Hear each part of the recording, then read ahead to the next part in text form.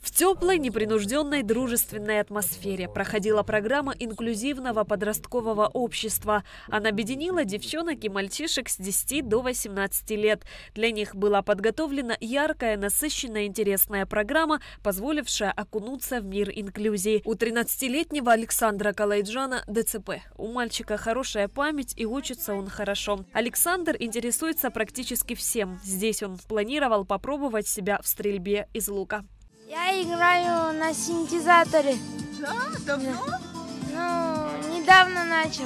Ты где-то учился этому? Не, я сам, это мне папа учил. В школу ходишь? Да. Какой класс? 6-й перешел. Какой любимый предмет? Ну, математика. Лане Аргун, 14 лет. Она веселая и очень активная девочка. Лана с улыбкой отметила, что пришла на мероприятие повеселиться и познакомиться со сверстниками. Я рисую, пою. Что чаще всего рисуешь? Животных. Любишь животных? Да. А есть у тебя кошка или собака? Да, у меня есть 2 собачки. Джонни и Бонни. В рамках программы инклюзивного подросткового общества для детей был проведен мастер-класс по стрельбе из лука. Этот традиционный вид спорта дисциплинирует, так как требует очень строгого выполнения правил техники безопасности. Это и умение концентрироваться, и развитие мелкой моторики, и гимнастика для глаз, и дыхательная гимнастика. Перечислять можно много. Вывод один: стрельба из лука – не только интереснейший способ проведения досуга, но и колоссальная польза для развития. Мастер-класс провела президент Федерации абхазской стрельбы из лука Илона Вуба. Она объяснила правила безопасности и показала правильную технику. После этого ребята освоили технику выстрела и стойку лучника. К нам в Абхазскую Федерацию стрельбы из лука обратилась Рада Халваш, руководитель инициативной группы ПИМА, и рассказала о том, что они планируют мероприятие, в котором будут принимать участие детки, обычные детки и детки, у которых есть особенности здоровья. Мы, безусловно, поддержали сразу эту идею, потому что мы много работаем благотворительно, поддерживаем всевозможные активности. И сегодня мы здесь для того, чтобы поддержать детей и родителей, у которых есть временные сложности.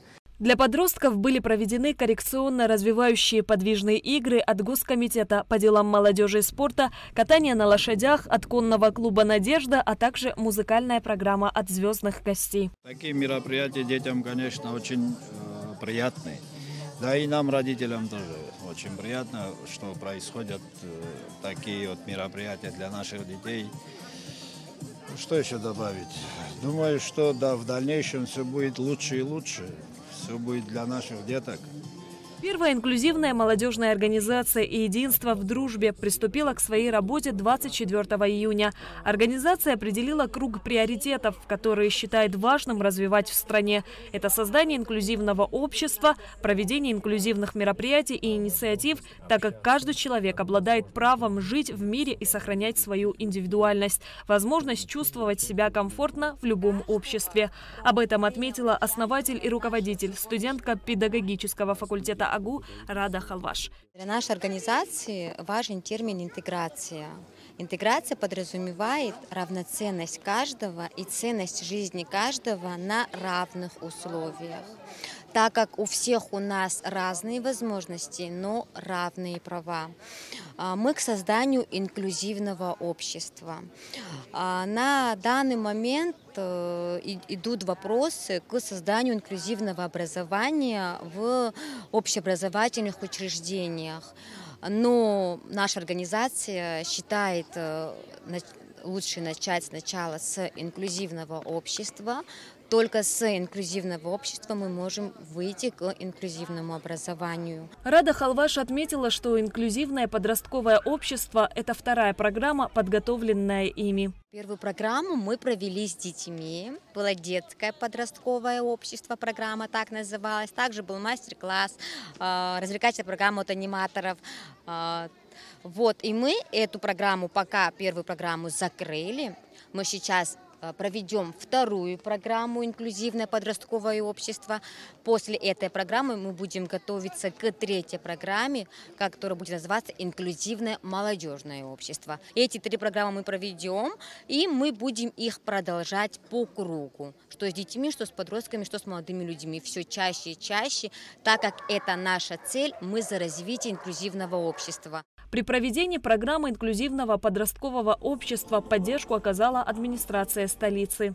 Администрация города придает особое значение вопросам развития инклюзивности вообще во всех сферах нашей деятельности. Эта проблема является очень острой, актуальной, потому что действительно мы на различных площадках присутствовали, обсуждали те проблемы, которые существуют для детей, для людей вообще с ограниченными возможностями здоровья. Поэтому пласт проблем там большой, и мы рассчитываем на то, что те проблемы, которые есть, они могут решаться только совместными усилиями гражданского общества, органов государственной власти, бизнеса, наверное, и просто рядовых граждан. Организаторы праздника поблагодарили всех, кто принял участие и оказал содействие в проведении данной программы. А главное, что дети ушли воодушевленные и с праздничным настроением. Шазина Ханагуа, Сария Кварацхеля, Константин Парулуа, Абхазское телевидение.